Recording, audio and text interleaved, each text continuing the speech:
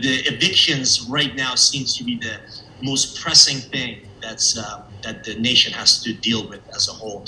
It's not a conservative issue. It's not a liberal issue. It's really a humanitarian issue at this point because you have about 1.7 million people who are on the verge of being evicted right now in the next month or so. How would you sum up the current state of the rental market in the U.S.? In the U.S., well, the rental market is coming back. For the landlords, they're able to increase their rents. But obviously, there is a huge backlog of folks who are in the arrears. There's about 6 million people who are in the arrears, which is a huge percentage of the market, and about $20 billion that they're back in back rent that's owed. So for real estate, the pandemic has cast a fog really over the future of every asset class. And for the residential side, it's about broken markets, right? If landlords can't evict tenants for non-payment of rent, or mortgage lenders can't foreclose on homeowners who miss their house payments, the markets aren't functioning as designed. If markets are broken, the values of everything are cast in doubt.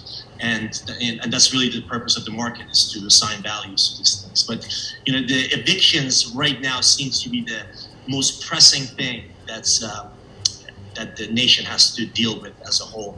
It's not a conservative issue. It's not a liberal issue.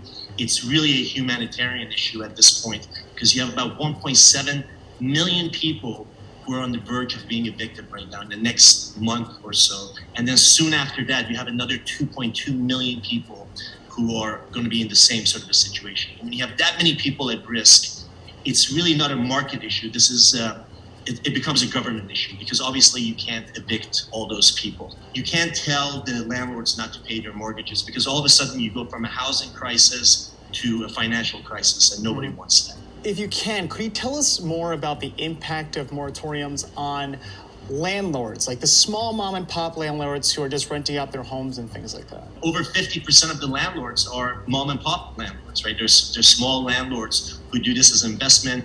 They turn their homes into multifamilies. The federal government they assigned $46 billion for tenants and landlords, which could have significantly helped the entire market had it been distributed.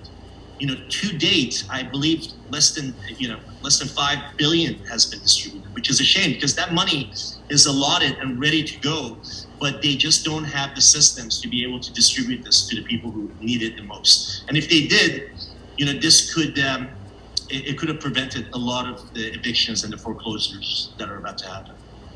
So the eviction moratorium has been extended through October 3rd, but are tenants out of the woods? The moratorium wasn't extended until the very last minute, as you remember, on August 3rd.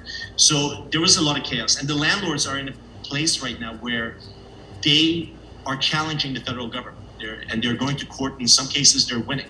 And in other ways, they're becoming creative, right? They're coming up with other reasons to evict folks. That part of the industry is completely broken, right? Because the government is telling their tenants not to pay, but at the same time, the banks have the ability to put pressure on those landlords and ask for their mortgages. And a lot of these people can't sustain it. It's already been 18 months. Earlier, a few months ago, it was nearly impossible to buy a house without getting outbid. But what are we seeing now? Entry-level homes are at the lowest they've been in 50 years, but there's just not enough inventory for it because everything costs so much more to build. So for the builders, it doesn't make sense to build anything that's, your median home price is around $305,000 right now.